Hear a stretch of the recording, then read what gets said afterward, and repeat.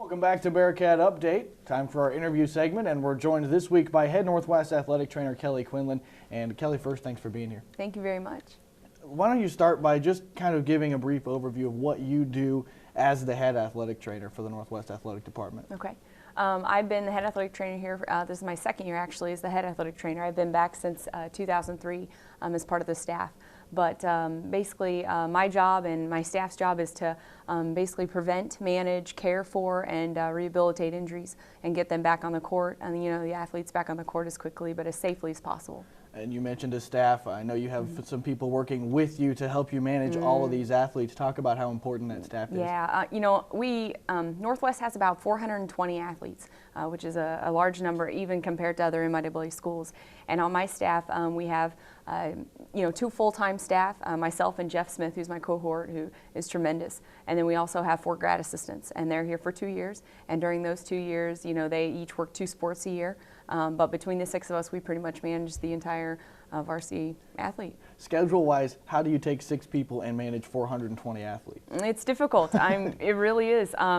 A lot of it has to do with, our schedules aren't our own schedules. Our schedules are coaches' schedules, and they tell us when we're going to practice, when we're going to play, what our schedule is pretty much going to be. So as far as that goes, it takes a lot of time management skills. I have almost write down every single hour what I'm doing each day just to be able to manage it all.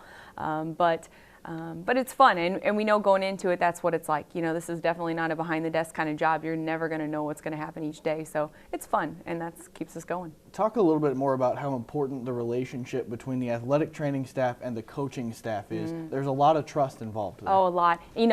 Trust is one of the biggest things. When any athletic trainer takes a new job somewhere, a GA comes in and they're first time in, the first thing you always want to earn from your athletes and your coaches is trust.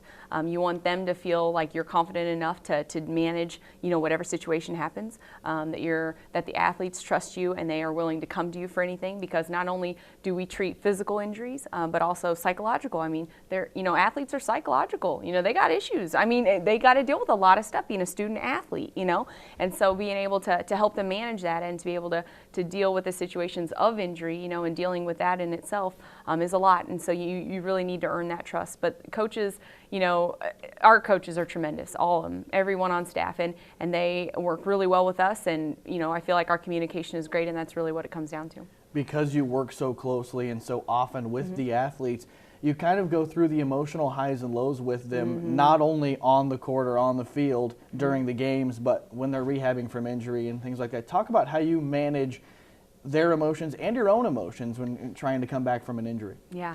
You want to be as empathetic as you can toward them, whenever they do get hurt. It's very important that that really have a good base first, a good foundation. Because if I'm working with the team, I want to make sure everybody knows I'm there for them, and so that's where it all starts. And if you have that, then you get to know them, and they'll come in, the athletic training room just to talk, just to say hey, or just say hey, how's it going, Kelly, or how's it going, Jeff, or whoever, and just to check in, and that says a lot, because as busy as they are, just to stop in and do that, even if they're not hurt, is a pretty big deal. But just to have that relationship with them and to be able to earn their trust and to have them, that's one of the biggest things. And then whenever you are on the court and the injury does happen, it can be emotional. Myself as an athletic trainer, I've got to stay, just as neutral and, and take care of it and make sure things are managed properly. And then, there's times I've gone home and I've been like, oh, that was really tough. You know what I mean? And not really realizing it, but just trying to get through it and, just explain to the athlete what they're going to have to deal with and, what the step's going to take. And I think just, again, communicating that to them helps them as well. But the end result is awesome, the majority of the time, and being able to see them smile again and back on the court again and knowing you had just even a small part of it, to do with it. So it was great. I know there was a recent situation for you where you didn't necessarily have to keep your emotions in check. I know you've done a lot of work closely with the football team in your time here. Being able to experience the national championship with them on the sideline for that game, not only that game, but the whole run, and obviously with the last few games as well down there. What was the feeling like to be able to see those guys finally pull it off? You know, I was a student here in undergrad when 98, 99, I was on the sideline when we won. Unreal. You know, it was like the greatest feeling ever. And those guys were my buddies, you know, and it was just like, whoa, you know, we won. And both years, tremendous. Well, then when I came back and the last 4 years of struggling, you know, it went from being sad to being mad to being, you know, all these emotions. And then just knowing that they pulled it off this year and got it done was tremendous. You know, I mean, they deserve every accolade that they get. They deserve, you know, every praise that they get, because this is a team that could have given up so many times and they never did. And so just to be, you know, around that and around those guys, it's awesome.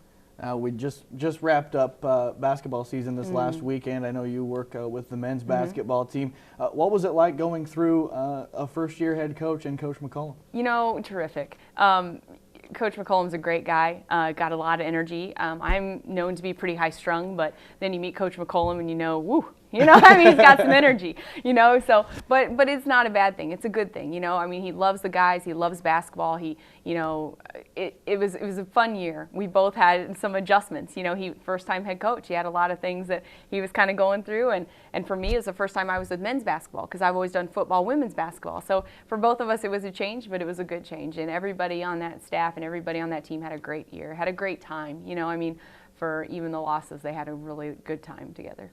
Working with this athletic program, kind of a family affair for you. I know your husband is the strength and conditioning coach for all the athletes. Talk a little bit about what he does and how your relationship just within the program is important. Oh, vital, because he works with everybody at least 3 days a week, if not more.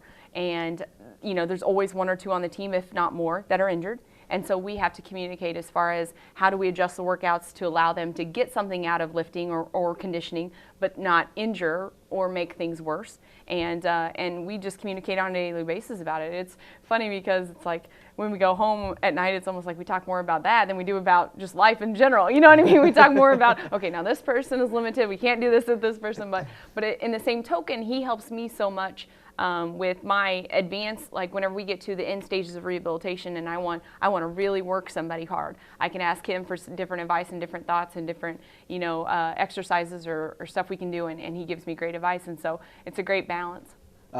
Being a graduate of Northwest and now coming back being a staff member, what is, if you can come up with one, the most memorable moment for you to this point involving the Northwest Athletic Program, just in general, any sport, any situation you can think of? That's a tough one, isn't it? No, that's really tough. Gosh, I mean, the most memorable thing is just the relationships you make with people, because those, you know, even though, you know, athletes come and go, you just always have that special connection with some of them, you know, and it's bad because I know more athletes because they get hurt than those that don't get hurt. You know what I mean? Not to say I don't know them, I just know them much more. And I can't say just one thing, because the national championship is tremendous. Oh, so great, you know. Getting to know Abe Quad when he went through all of his stuff. I mean, he's like a son to me now, you know, and so just situations that, just the relationships that you make with people and seeing them succeed in life, you know, and how they leave and become whatever they become is tremendous. So that's hard. I can't pick one. All right, fair enough. I'll take that answer if I have to. Head Northwest Athletic Trainer Kelly Quinlan, thanks so much for being here. Thanks for having me. We'll be right back with Face Off on Bearcat Update.